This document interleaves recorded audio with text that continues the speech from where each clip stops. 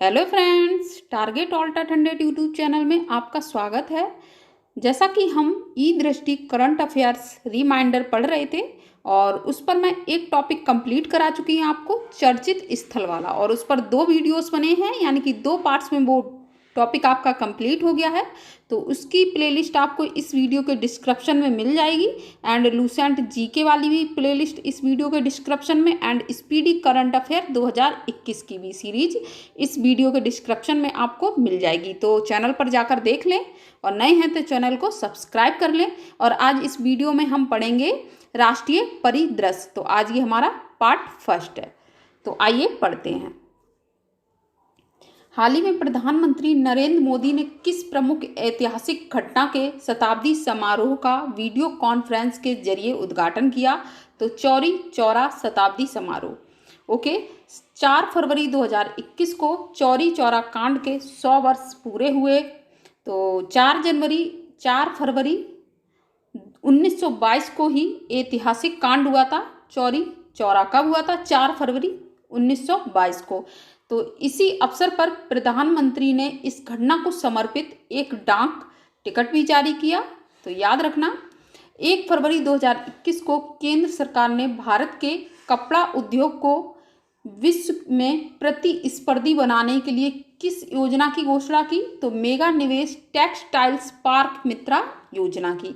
2 फरवरी 2021 को पर्यावरण, वन एवं जलवायु परिवर्तन मंत्रालय ने कहां पर देश के पहले आर्द्रभूमि संरक्षण और प्रबंधन केंद्र की स्थापना की घोषणा की? तो चेन्नई में। एंड 1 फरवरी 2021 को जारी 15वें वित्त आयोग ने वर्ष 1921-22 से 2025-26 के दौरान राज्यों को केंद्र की विभाजन योग्य कर प्राप्तियों में कितना प्रतिशत हिस्सा दिए जाने की सिफारिश की है? तो 42%, यानी कि 42%। पूर्व आईएएस अधिकारी एनके सिंह की अध्यक्षता वाली समिति ने 7 नवंबर 2020 को राष्ट्रपति रामनाथ कोविंद को अपनी रिपोर्ट सौंपी, जिसका शीर्षक था कोविड काल में वित्त आयोग। आयोग की सिफारिशों के अनुसार केंद्र का राजकोषीय घाटा 2021-22 में 6%, 22-23 में 5.5% एंड 2023-24 में 5% एंड 24-25 में 4.5% एंड 25-26 में 4% होना चाहिए। रिपोर्ट के अनुसार 5 वर्ष की अवधि के लिए सकल कर राजस्व 135.2 लाख करोड़ रुपए देने की उम्मीद है। इसके अनुसार वर्ष 2021-26 के दौरान राज्यों को अपने कर के हिस्से के रूप में 42.2 लाख करोड़ रुपए मिलेंगे। ओके, 31 जनवरी 2021 को प्रधानमंत्री मोदी ने किसके द्वारा शुरू की गई रामकृष्ण परंपरा की मासिक पत्रिका प्रबुद्ध भारत के 125वें वर्षगांठ समारोह को संबोधित किया? तो स्वामी विवेकानंद को। एंड 30 जनवरी 2021 के मध्य खेलो इंडिया जॉस्कर शीतकालीन खेल और युवा महोत्सव 2021 कहाँ संपन्न हुआ? तो केंद्र शासित प्रदेश लद्दाख के जॉस्कर घाटी में। ओके, 3 फरवरी 2021 के मध्य ASEAN India hackathon video conference के माध्यम से आयोजित हुआ और यह किस मंत्रालय की पहल है? तो शिक्षा मंत्रालय की। 28 जनवरी 2021 को कौन सा राज्य शहरी स्थानीय निकाय यानी कि यूएलबी सुधारों को पूर्ण करने वाला 5वां राज्य बना? तो राजस्थान। ओके, इसके अलावा 4 अन्य राज्य हैं, आंध्र प्रदेश, मध्य प्रदेश, मणिपुर, तेलंगाना। और में भी इससे पहले शहरी स्थानीय निकाय सुधारों को सफलतापूर्वक किया गया है। ओके, 28 जनवरी 2021 को किस भारतीय नेता ने वीडियो कॉन्फ्रेंस के माध्यम से विश्व आर्थिक मंच के दावोस संवाद को संबोधित किया? तो प्रधानमंत्री नरेंद्र मोदी जी ने। 27 जनवरी 2021 को वाणिज्य एवं उद्योग मंत्रालय द्वारा जारी प्रेस विज्ञप्ति के अनुसार अप्रैल से नवंबर 2020 के दौरान देश में कितने अरब डॉलर का प्रत्यक्ष विदेशी निवेश यानी कि एफडीआई आया? तो 58.37 अरब डॉलर। 25 जनवरी 2021 को केंद्रीय शिक्षा मंत्री रमेश पोखरियाल निशंक ने कहां पर एग्री फूड टैकाथॉन 2021 का उद्घाटन किया? तो IIT खड़गपुर में। 25 जनवरी 2021 को geological survey of India GSI ने देश में खनिज की खोज से जुड़ी गतिविधियों में तेजी लाने के लिए राष्ट्रीय स्तर के कुछ प्रमुख सर्वेक्षणों को वर्ष 2024 तक पूरा करने हेतु कौन सी एक महत्वाकांक्षी योजना शुरू की है? तो national baseline geo science data generation programme 2020 से 24 तक। इन प्रमुख सर्वेक्षणों में national geo chemical mapping NGCM, national geo physical mapping programme यानी कि NGPM और national aero geo physical mapping programme यानी कि NAGMP शामिल है। 23 जनवरी 2021 को संस्कृति मंत्रालय ने नेताजी सुभाष चंद्र बोस की 125वीं जयंती के उपलक्ष्य में कहां पर एक विशेष कार्यक्रम आयोजित किया? तो दक्षिण मध्य क्षेत्र सांस्कृतिक केंद्र नागपुर में। एंड एक भारत श्रेष्ठ भारत योजना के तहत एक विशेष सांस्कृतिक कार्यक्रम का आयोजन किया गया। केंद्र सरकार ने नेताजी के जन्म दिवस यानी कि 23 जनवरी को प्रतिवर्ष पराक्रम दिवस के रूप में मनाने का निर्णय लिया है। रेल मंत्रालय ने हावड़ा कालका मेल का नाम बदलकर नेताजी एक्सप्रेस कर दिया है। 19 जनवरी 2021 को वित्त मंत्रालय द्वारा जारी प्रेस विज्ञप्ति के अनुसार हाल ही में किस राज्य ने किसानों की बिजली सब्सिडी अब सीधे बैंक खाते में देने की शुरुआत की है? यानी कि DBT में यानी कि डायरेक्ट बैंक ट्रांसफर के जरिए की है। तो मध्य प्रदेश ऐसा करने वाला देश का पहला राज्य बना है। ओके, तो कौन? मध्य प्रदेश, और मध्य प्रदेश पहला राज्य बना है। नेक्स्ट पढ़ते हैं। 19 जनवरी 2021 को नीति आयोग द्वारा जारी भारत नवाचार सूचकांक 2020 के दूसरे संस्करण में प्रमुख राज्यों यानी कि मजोर स्टेट्स की श्रेणी में किस राज्य को शीर्ष स्थान प्राप्त हुआ? तो कर्नाटक रहा। एंड पहले और दूसरे नंबर पर महाराष्ट्र, दूसरे पर महाराष्ट्र एंड तीसरे पर तमिलनाडु। तो पहले पे कर्नाटक, दूसरे पे महाराष्ट्र, तीसरे पे तमिलनाडु। इस श्रेणी में उत्तर प्रदेश को 9वां स्थान मिला। कौन सा? 9वां। और बिहार अंतिम स्थान पे रहा यानी कि 17वें स्थान पर। इस सूचकांक में उत्तर पूर्वी तथा पहाड़ी राज्यों की श्रेणी में किस राज्य को शीर्ष स्थान प्राप्त हुआ? तो हिमाचल प्रदेश को। ओके, केंद्र शासित प्रदेशों एवं शहरी राज्यों की श्रेणी में दिल्ली को शीर्ष स्थान प्राप्त हुआ है। 14 जनवरी 2021 को किन शहरों के बीच देश की पहली एयर टैक्सी सेवा की शुरुआत हुई? तो चंडीगढ़ से हिसार। 13 जनवरी 2021 को केंद्रीय मंत्रिमंडल ने भारतीय वायुसेना के लिए सार्वजनिक क्षेत्र के किस उपक्रम से 83 हल्के लड़ाकू विमान यानी कि LCA तेजस खरीदने की मंजूरी दी? तो हिंदुस्तान एरोनॉटिक्स लिमिटेड यानी कि हेल को। मंत्रिमंडल द्वारा 45,696 करोड़ रुपए की लागत से 73 LCA तेजस यानी कि MK फर्स्ट लड़ाकू विमान और 10 LCA तेजस MK फर्स्ट ट्रेनर विमान की खरीद को मंजूरी दी गई है। 14 जनवरी 2021 को किसने नेशनल इनोवेशन फाउंडेशन यानी कि NIF द्वारा विकसित इनोवेशन पोर्टल को राष्ट्र को समर्पित किया? तो केंद्रीय विभाग एवं प्रौद्योगिकी तथा पृथ्वी विज्ञान मंत्री डॉक्टर हर्षवर्धन ने। यह इनोवेशन पोर्टल आत्मनिर्भर भारत की दिशा में एक कदम है और यह छात्रों, उद्यमियों, सूक्ष्म, लघु एवं मध्यम उद्यमों, प्रौद्योगिकी के व्यवसाय से जुड़े इनक्यूबेटर, TVI और आम लोगों के लिए एक उत्कृष्ट संसाधन है।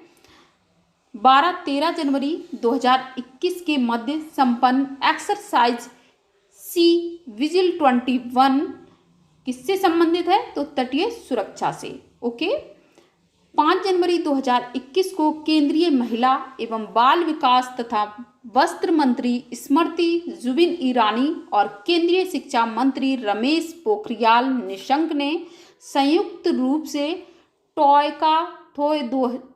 टॉयकाथॉन 2021 का शुभ आरंभ किया। इसका उद्देश्य क्या है? इसका उद्देश्य भारतीय मूल्य प्रणाली पर आधारित अभिनव खिलौनों की अवधारणा तैयार करना और देश को खिलौना निर्माण में आत्मनिर्भर बनाना। 5 जनवरी 2021 को प्रधानमंत्री नरेंद्र मोदी ने वीडियो कॉन्फ्रेंस के माध्यम से किस प्राकृतिक गैस पाइपलाइन को राष्ट्र को समर्पित किया? तो कोची मंगलूर प्राकृतिक गैस पाइपलाइन को। 1 जनवरी 2021 को गांधीनगर यानी कि गुजरात स्थित अंतर्राष्ट्रीय वित्तीय सेवा केंद्र प्राधिकरण यानी कि IFCA किस प्रमुख अंतर्राष्ट्रीय संगठन का सहयोगी सदस्य बना? तो अंतर्राष्ट्रीय प्रतिभूति आयोग संगठन यानी कि IOSCO। ओके, IOSCO एक अंतर्राष्ट्रीय संगठन है जो विश्व के प्रतिभूति बाजारों में 95% से अधिक प्रतिभूति नियामकों को एक मंच पर लाता है और यह प्रतिभूतियां क्षेत्र के लिए वैश्विक मानक निर्धारण करता है। ओके, 29 दिसंबर 2020 को वीडियो कॉन्फ्रेंस के माध्यम से operation control centre of eastern dedicated freight corridor के new Bhaupur new Khurja section का उद्घाटन किया। तो किसने किया? प्रधानमंत्री नरेंद्र मोदी ने। उत्तर प्रदेश में स्थित 351 किलोमीटर लंबे इस खंड के निर्माण पर 5,750 करोड़ रुपए की लागत आई है और इसके साथ ही प्रधानमंत्री ने EDFC के प्रयागराज यानी कि इलाहाबाद संचालन नियंत्रण केंद्र का भी उद्घाटन किया। 28 दिसंबर 2020 को प्रधानमंत्री नरेंद्र मोदी ने वीडियो कॉन्फ्रेंस के माध्यम से दिल्ली मेट्रो की किस लाइन पर देश की प्रथम चालक रहित मेट्रो ट्रेन के परिचालन का उद्घाटन किया? तो मैजेंटा लाइन। 37 किलोमीटर लंबी यह लाइन जनकपुरी पश्चिम को botanical garden metro station Noida से जोड़ती है। 28 दिसंबर 2020 को ही प्रधानमंत्री ने महाराष्ट्र के संगोला से पश्चिम बंगाल के शालीमार तक जाने वाली 100वीं किसान रेल को भी रवाना किया। 23 दिसंबर 2020 को केंद्रीय मंत्रिमंडल ने फिल्म संबंधी कितनी मीडिया इकाइयों को राष्ट्रीय फिल्म विकास निगम यानी कि NFDC में विलय को मंजूरी दी? तो आंसर है 4। नेक्स्ट है हमारा NDFC में शामिल फिल्म संबंधी 4 मीडिया इकाइयां हैं। एक फिल्म डिवीजन, फिल्म समारोह निदेशालय, भारतीय राष्ट्रीय फिल्म अभिलेखागार और भारतीय बाल फिल्म सोसाइटी। ओके, ये लर्न रखना इंपॉर्टेंट है वेरी। NDFC एक केंद्रीय सार्वजनिक क्षेत्र का उपक्रम है जिसे मुख्य रूप से भारतीय फिल्म उद्योग के संगठित यानी कि दक्ष और समन्वित विकास की योजना बनाने और उसे बढ़ावा देने हेतु वर्ष 1975 में स्थापित किया गया था। 16 दिसंबर 2020 को केंद्रीय मंत्रिमंडल ने दूरसंचार विभाग के स्पेक्ट्रम नीलामी के प्रस्ताव को मंजूरी दी है और यह स्पेक्ट्रम कितने वर्ष की वैधता अवधि के लिए सौंपा जाएगा? तो 20 वर्ष की अवधि के लिए। 14 दिसंबर 2020 को किसके द्वारा विजन 2035 भारत में जन स्वास्थ्य निगरानी के नाम से एक श्वेत पत्र जारी किया गया है? तो नीति आयोग द्वारा। इसे नीति आयोग द्वारा university of Manitoba Winnipeg Canada के सहयोग से विकसित किया गया और इस श्वेत पत्र के प्रमुख लक्ष्य इस प्रकार हैं। पहला है भारत की जन स्वास्थ्य निगरानी प्रणाली को अधिक प्रक्रियाशील और भविष्योन्मुखी बनाकर हर स्तर पर कार्रवाई करने की तैयारी को बढ़ाना, नागरिकों के अनुकूल जन स्वास्थ्य निगरानी प्रणाली ग्राहक फीडबैक तंत्र तैयार कर व्यक्ति की निष्ठा और गोपनीयता को सुनिश्चित करना, केंद्र और राज्यों के बीच बीमारी की पहचान, बचाव, नियंत्रण को बेहतर बनाने के लिए संशोधित आंकड़ा भागीदारी तंत्र बनाना। 14 दिसंबर 2020 को प्रोजेक्ट 17A के जहाज हिमगिरी का जलावतरण जलावतरण हुगली नदी में किया गया और इसका निर्माण किसके द्वारा किया गया? तो Messrs Garden Reach Sea Builders and Engineers Limited Kolkata. 9 दिसंबर 2020 को केंद्रीय मंत्रिमंडल ने कोची और लक्षद्वीप के बीच सब marine optical fibre cable connectivity योजना को मंजूरी दी और इस परियोजना का क्रियान्वयन एजेंसी है भारत संचार निगम लिमिटेड यानी कि BSNL। ओके।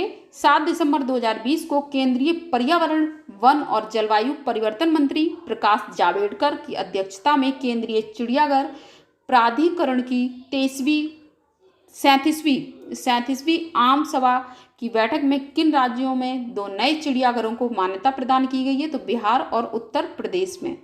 नेक्स्ट है 2 नए चिड़ियाघरों में बिहार के नालंदा में राजगीर चिड़ियाघर सफारी और उत्तर प्रदेश के गोरखपुर में शहीद अशफाक उल्लाह खान प्राणी उद्यान को मान्यता प्रदान की गई है। दिसंबर 2020 में प्रज्ञा फाउंडेशन द्वारा जारी अर्बन गवर्नेंस इंडेक्स यानी कि UGI 2020 में किस राज्य को शीर्ष स्थान प्राप्त हुआ? तो ओडिशा को। इस सूचकांक में महाराष्ट्र एवं छत्तीसगढ़ को क्रमशः दूसरा एवं तीसरा स्थान प्राप्त हुआ, यानी कि महाराष्ट्र को दूसरा, छत्तीसगढ़ को तीसरा। 24 नवंबर 2020 को भारतीय सेना ने कहां से ब्रह्मोस सुपरसोनिक क्रूज मिसाइल के तहत से हमला करने वाले संस्करण यानी कि लैंड अटैक वर्जन का सफल परीक्षण किया? तो अंडमान और निकोबार द्वीप समूह क्षेत्र कहाँ है? बंगाल की खाड़ी से। नवंबर 2020 को किस फिल्म को 93वें ऑस्कर पुरस्कार 2021 में सर्वश्रेष्ठ विदेशी फिल्म की श्रेणी में भारत की आधिकारिक प्रविष्टि के लिए चयनित किया गया? तो मलयालम फिल्म जल्लीकट्टू। ओके। इस फिल्म का निर्देशन लिजो जोस पेल्लिसेरी ने किया। गत वर्ष बॉलीवुड फिल्म गली बॉय 92वें ऑस्कर पुरस्कार 2020 से भारत की आधिकारिक प्रविष्टि थी। नवंबर 2020 में Bharat world wide radio navigation system यानी कि WWRNS के एक भाग के रूप में अंतर्राष्ट्रीय समुद्री संगठन यानी कि IMO द्वारा मान्यता प्राप्त अपने स्वतंत्र क्षेत्रीय नेविगेशन उपग्रह प्रणाली वाला विश्व का कौन सा देश बना? तो चौथा देश बना।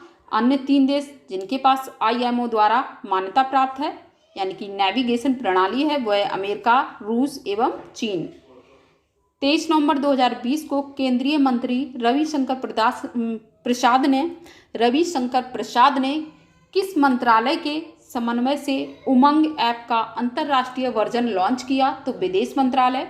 15 दिसंबर 2020 को भारतीय तटरक्षक अपतटीय गश्ती जहाज सुजीत का कहां पर जलावतरण किया गया? तो गोवा में। हाल ही में 12वीं भारत यूरोपीय संघ आतंकवाद रोधी वार्ता वीडियो कॉन्फ्रेंस के माध्यम से कब आयोजित हुई? तो 19 नवंबर 2020 को। 30 नवंबर 2020 को प्रधानमंत्री नरेंद्र मोदी द्वारा राष्ट्रीय राजमार्ग 19 के किस खंड की 6 लेन चौड़ीकरण परियोजना को राष्ट्र को समर्पित किया गया? तो हंडिया प्रयागराज राजा तालाब वाराणसी खंड तक। ओके। एंड 12 नवंबर 2020 को वित्त और कॉर्पोरेट मामलों की मंत्री निर्मला सीतारमण आत्मनिर्भर भारत 3.0 के तहत अर्थव्यवस्था को प्रोत्साहन देने के लिए कितने प्रमुख उपायों की घोषणा की? तो 12। इसके तहत 2.65 लाख करोड़ रुपए की राशि की घोषणा की गई और इसमें एक नई योजना आत्मनिर्भर भारत रोजगार योजना की शुरुआत की गई है। केंद्र सरकार द्वारा कब ऑनलाइन फिल्म दृश्यश्रव्य समाचार व समसामयिकी सामग्री सूचना एवं प्रसारण मंत्रालय के अधीन लाने का निर्णय लिया गया है? तो 10 नवंबर 2020 को। नवंबर 2020 में अमेजन इंडिया ने किस शहर में अपना पहला all women virtual customer service centre खोलने की घोषणा की है? तो बेंगलुरु में। नवंबर 2020 में किस राज्य की तेजपुर लीची को GI टैग प्राप्त हुआ? तो असम को। 9 नवंबर 2020 को 15वें वित्त आयोग ने अपनी रिपोर्ट राष्ट्रपति रामनाथ कोविंद को सौंपी और इसके अध्यक्ष थे NK सिंह। ओके। आयोग ने वर्ष 2021-22 से 2025-26 तक की अवधि के लिए सुझावों से संबंधित अपनी रिपोर्ट राष्ट्रपति को सौंपी। 8-10 दिसंबर 2020 के मध्य चौथा India mobile Congress 2020 video conference के माध्यम से आयोजित किया गया और इसका मुख्य विषय है समावेशी नवाचार, स्मार्ट, सुरक्षित, टिकाऊ।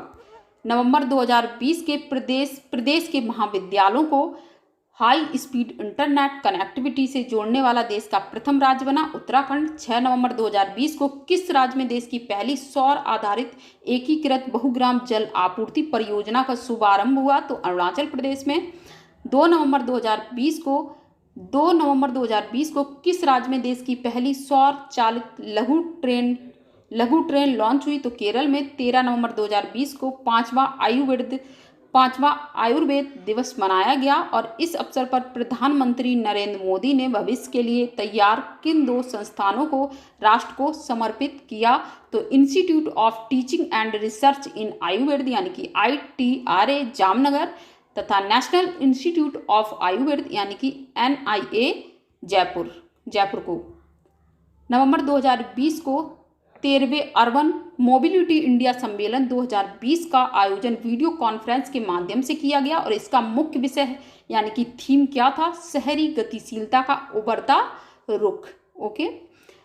31 अक्टूबर 2020 को भारत के मुख्य न्यायाधीश यानी कि CJI न्यायमूर्ति शरद अरविंद बोबडे ने कहाँ पर देश के पहले ई-रिसोर्स सेंटर न्याय कौशल का उद्घाटन किया? तो नागपुर महाराष्ट्र में।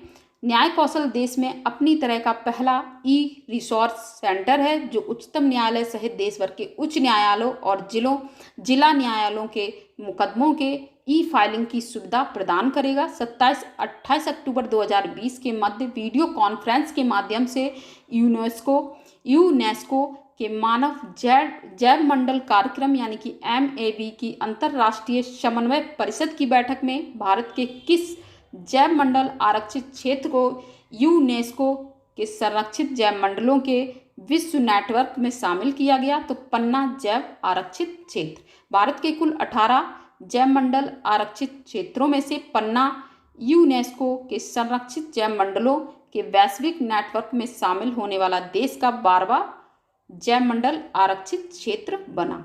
24 अक्टूबर 2020 को प्रधानमंत्री नरेंद्र मोदी ने वीडियो कॉन्फ्रेंसिंग के माध्यम से गुजरात में कितनी महत्वपूर्ण परियोजनाओं का उद्घाटन किया? तो 3। जिन 3 परियोजनाओं का उद्घाटन किया वे कौन सी हैं? तो पहली है किसान सूर्योदय योजना, दूसरी है UN Mehta Institute of Cardiology and Research Centre से संबंध Paediatric Heart Hospital and Girnar ropeway. Okay. अक्टूबर 2020 में सब्जियों के लिए न्यूनतम मूल्य तय करने वाला कौन देश का पहला राज्य बना? तो केरल। सब्जियों का न्यूनतम मूल्य उनकी उत्पादन लागत से 20% अधिक होगा और यह योजना 1 नवंबर 2020 से प्रभावी हुई है। अक्टूबर 2020 में उत्तर प्रदेश सरकार ने मुंबई के हीरानंदानी समूह के द्वारा कहाँ बनने वाले प्रदेश के पहले डाटा सेंटर को मंजूरी दी है? तो ग्रेटर नोएडा को। तो दोस्तों सेकंड पार्ट्स में ये टॉपिक कंप्लीट हो जाएगा। तो एक वीडियो और आएगा राष्ट्रीय परिदृश्य पे और 100% कोई भी प्रश्न इससे बाहर नहीं जाएगा आपका।